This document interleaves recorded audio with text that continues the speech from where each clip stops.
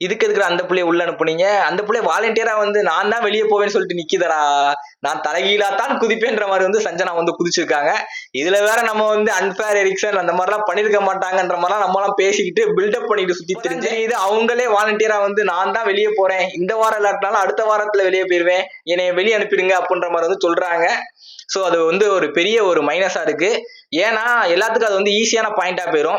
இவங்களே சொல்றாங்க அவங்களே வெளியே போறேன்ற மாதிரி வந்து சொல்றாங்க. சோ அதனால வந்து நாங்க அவங்களை வந்து நாமினேட் பண்றேன்ற மாதிரி வந்து ஈஸியான ஒரு காரணத்தை வச்சு எல்லாரும் அவங்கள சேர்த்து வச்சு குத்தி விட்டு வெளியே அனுப்பி விட்டுருவாங்கன்ற மாதிரி தான் இருக்கு. பட் ஆனா இந்த இடத்துல ஒண்ணே ஒண்ணு மட்டும் சொல்லி ஆகணும். என்னன்னா உள்ள சஞ்சனாவை அனுப்புனதே இந்த ஒரு நாளுக்காக மட்டும்தான் இருக்குமோ அப்படின்ற மாதிரி நான் நினைக்கிறேன். ஏன்னா பிக் பாஸை பொறுத்த வரைக்கும் மொத்தம் வந்து 3 கேட்டகரியா பிடிக்கலாம். ஃபர்ஸ்ட் ஆஃப் வந்து பாத்தீங்கன்னா நிறைய கேம்ஸ் எல்லாம் கொடுப்பாங்க, பிசிக்கல் ஆக்டிவிட்டிஸ் அந்த மாதிரி. ஸோ 2வது ஆஃப் வந்து பாத்தீங்கன்னா மேக்சிமம் வந்து பாத்தீங்கன்னா அந்த டான்ஸ், நடிக்கிறது, அதுக்கப்புறம் பாட்டு பாடுறது, அந்த மாதிரி வந்து ஒரு சில விஷயங்கள்லாம் இருக்கும். 3rd ஆஃப் வந்து பாத்தீங்கன்னா திருப்பி வந்து ரொம்ப டஃப்பான டாஸ்க் எல்லாம் கொடுப்பாங்க. ஸோ இந்த மாதிரி தனித்தனியா 3 தான் பிரிக்கலாம் நம்மளோட பிக் பாஸை பொறுத்த வரைக்கும்.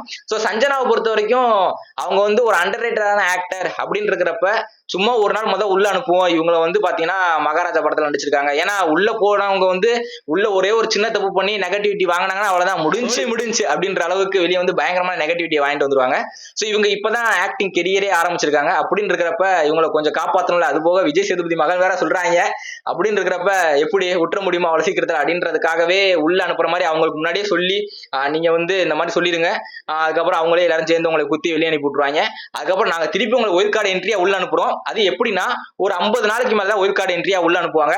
அந்த சமயத்துல வந்து பாத்தீங்கன்னா நல்லா டான்ஸ் ஆடுறது, நல்லா பாட்டு பாடுறது, 45 நாள் அந்த 40 நாள் 30 நாள் அந்த கேப்ல தான் அனுப்புவாங்க. சோ அப்படி இருக்கிற பாட்டு பாடுறது, டான்ஸ் ஆடுறது, ஆட்டம் ஆடுறது அப்படின்ற மாதிரியான ஒரு சில டாஸ்க் எல்லாம் இருக்கும். சோ அந்த இடத்துல திருப்பி நாங்க உங்களை ஒயில்ட் கார்டு என்ட்ரியா உள்ள அனுப்புறோம். ஒரு 2 வாரம் மட்டும் தாக்கு பிடிச்சி திருப்பி வெளியே வந்துருங்க. அதை வச்சு நீங்க வெளியே வந்து நல்ல ஒரு சில பட வாய்ப்பெல்லாம் உங்களுக்கு கிடைக்கும் அப்படின்ற மாதிரியான ஒரு சில வேலைகளுக்காக சஞ்சனா வந்து உள்ள அனுப்பியிருக்காங்களோ அப்படின்ற மாதிரி வந்து எனக்கு வந்து லைட்டா ஃபீல் ஆக ஆரம்பிக்குது. சோ அவங்க பேசுறத வச்சு பாக்குறப்ப எனக்கு அப்படிதான் தோணுது. நான் கூட முதல்ல வந்து அன்ஃபேர் எடிக்ஷன் அப்படின்ற மாதிரிலாம் சொல்லியிருந்தேன். பட் ஆனா அது பாக்குறப்ப அப்படி தெரியல. சோ அவங்களே சொல்லி கொடுத்து இந்த மாதிரி சொல்லி வெளியே வந்துடுவேன், திருப்பி அதுக்கப்புறம் நாங்க உள்ள அனுப்புற மாதிரி அனுப்பி அப்படின்ற மாதிரியான ஒரு சில வேலைகள் நடக்குமோ அப்படின்ற மாதிரி வந்து எனக்கு வந்து தோண ஆரம்பிக்குது. சோ உள்ள வந்து பாத்தீங்கன்னா ஃபேட்மேன் சும்மா இல்லாம அவர் ஏதாவது பண்ணணும்ல, கண்டென்ட் கிரியேட் பண்ணி ஆகணும்ல, ஏன்னா ரிவ்யூவர்ல அப்படின்னு இருக்கிறப்ப அவர் வந்து சும்மா இல்லாம இந்த 24 மணி நேரத்துல வெளியே அனுப்பணும் அப்படின்ற மாதிரி வந்து சொல்லியிருக்காங்கல்ல. சோ யாரெல்லாம் வெளியே போக கூடாது, ஏன் வெளியே போக கூடாது, அதுக்கான காரணத்தை எல்லாம் சொல்லுங்க. இந்த 24 மணி நேரத்துல இருந்து நான் வெளியே போக கூடாதுப்பா, பிக் பாஸ் விட்டு வெளியே போயிடக்கூடாதுப்பா, அதுக்கான காரணத்தை எல்லாம் சொல்லி ஏதாவது சொல்லுங்க அப்படின்ற மாதிரி வந்து நம்மளோட ஃபேட்மேன் வந்து ஆரம்பிக்கிறாப்ல. அவர் தான் எல்லாத்தையும் குரூப்பை உட்கார வச்சு ஒரு மாநாடு மாதிரி நடத்துறாப்ல. அவர் வந்து கடைசியா நான் தான் கடைசியா சொல்லுவேன், பாயிண்ட் எனக்கு தான் நிறைய பாயிண்ட் இருக்கு அப்படின்ற மாதிரி வந்து கடைசியா சொல்றேன்ற மாதிரி வந்து சொன்னாப்ல. உள்ள இருக்கிற எல்லாருமே அவங்க வந்து பாத்தீங்கன்னா ஆர்ஜி ஆனந்திலாம் 100 நாள் வந்து வெளியே அனுப்பி விட்டாங்க, சோ அதனால நான் வீட்டுக்கு எல்லாம் போக முடியாது அப்படின்ற மாதிரி எல்லாம் சொல்றாங்க. தக்ஷா குத்தாலாம் வந்து பாத்தீங்கன்னா நான் ட்ரெஸ்ஸோட வந்துட்டேன், இங்கதான் இருக்க போறேன்னு சொல்லிட்டு ட்ரெஸ் எல்லாம் பேக் பண்ணி வந்துட்டேன், சோ அதனால என்னை வந்து தயவு செய்து இங்க இருக்க வச்சிருங்க. அதுக்கப்புறம் ஒருத்தவங்க யாரோ ஒருத்தவங்க சொன்னாங்க, நான் ட்ரெஸ் எல்லாம் அயன் பண்ணிருக்கேன், சோ அதனால வந்து நாளைக்கான ட்ரெஸ்ஸை கூட நான் அயன் பண்ணி வச்சிருக்கேன், அதனால நான் வந்து இந்த வீட்டுல இருப்பேன்னு நான் நினைக்கிறேன், சோ அதனால என்னை வெளியே போக கூடாது அப்படின்ற மாதிரியான ஒரு சில விஷயங்கள்லாம் சொல்றதை நம்மளால பார்க்க முடியுது. அது போக நம்மளோட அங்கிதா வந்து நான் ரொம்ப பாசிட்டிவிட்டியான கேர்ளுங்க அப்படின்ற மாதிரி எல்லாம் பேசுறாங்க. சோ இந்த மாதிரி எல்லாருமே ஏகபோகமா பேசி வச்சிருக்காங்க. ஃபேட்மேன் எல்லாம் இருக்கார்ல, அவர் விட்டா கேப்பே நெய்வடியும் அப்படின்ற அளவுக்கு எல்லாம் பேசுவாப்ல. சோ அந்த மாதிரிலாம் ஒரு ரேபிட் ஸ்டோரி எல்லாம் சொல்லி அவரோட லைஃபோட லிங்க் பண்ணி நான் அந்த பிக் பாஸ் வீட்ல வந்து நான் இருக்கணும், அப்பனாதான் அந்த பிக் பாஸ் வீடு வந்து இருக்கும் அப்படின்ற மாதிரிலாம் சொல்லி பேசி வச்சிருந்தாப்ல. அதுல வந்து நம்மளோட முத்துக்குமரன் வந்து நம்ம நேரத்தை வச்சு அவங்க வந்து ஒருத்தவங்க வந்து வெளியே அனுப்புனாங்கன்னா அது பிக் பாஸ் இழைக்கும் அநீதி அப்படின்ற மாதிரிலாம் அவர் வந்து சொல்றதை பார்க்க முடிஞ்சுச்சு.